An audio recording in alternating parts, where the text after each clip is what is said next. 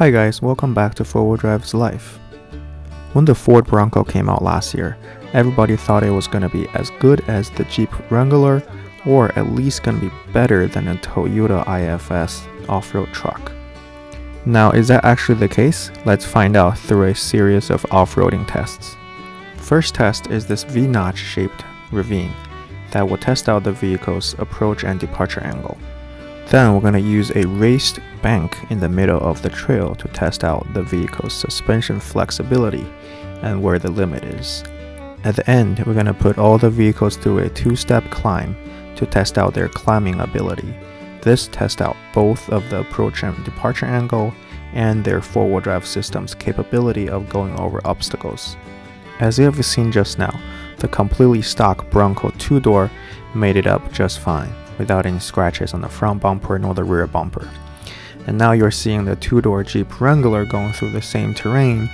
Also due to the aftermarket bumpers, it made it out without any scratches. And I'm sure even with the stock Jeep bumper, the Wrangler would be okay with it. Now you're seeing the Lexus LX470. Its suspension is slightly modified with 32-inch tires and the ARB front bumper. So it's not completely stock, but it's very close to the capability of a stock Jeep Wrangler or the Ford Bronco. So all three vehicles did extremely well in this first test. Now let's move on to the second test. It tests out the suspension's flexibility and the limit of the articulation.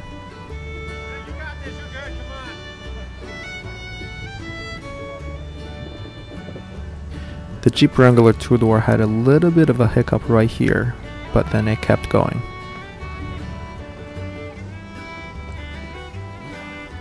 Now as you see, the Ford Bronco two-door made it up without any hesitation.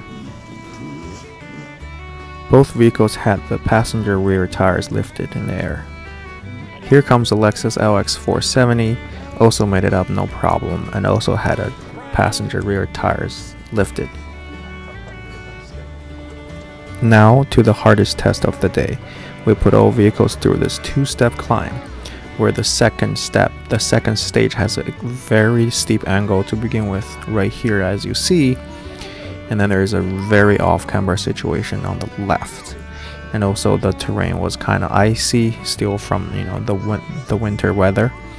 The Lexus LX470 made it up. Now we have the Ford Bronco two-door going up the same climb.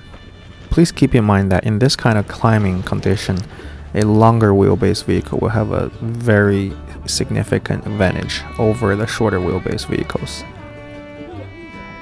Now onto that off-camber steep climb right here.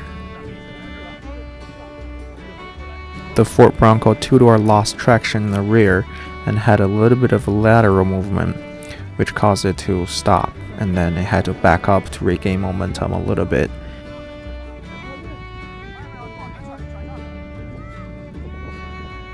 Please keep in mind that none of the vehicles had their lockers turned on, even if they are available.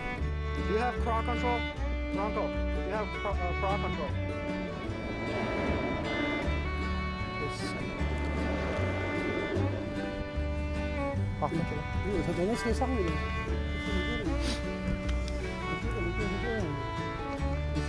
And after several tries, the Ford Bronco two-door made it up with a little bit of momentum.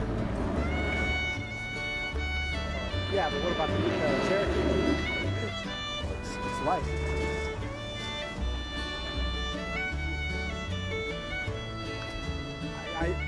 So now is the Jeep Wrangler two-door's term. It's not a Rubicon model, so it doesn't have any disconnectable sweep bar or anything like that, and it didn't have any lockers turned on.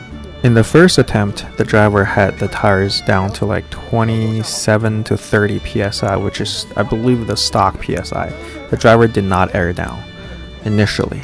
Then you will be able to see that not airing down caused the driver not be able to make that climb because there's less contacting surface, which leads to a less friction from the tires, nor any traction left. So now the vehicle is stock, and after several attempts, it didn't make it up.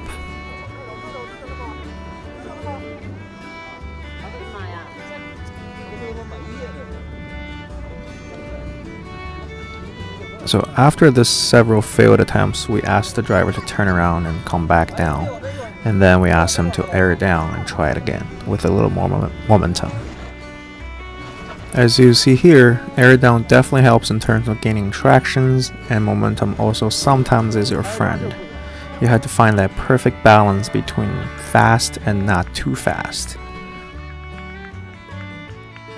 Alright guys, that's it for the comparison. Which vehicle did better off-road? Please leave a comment below of what you think.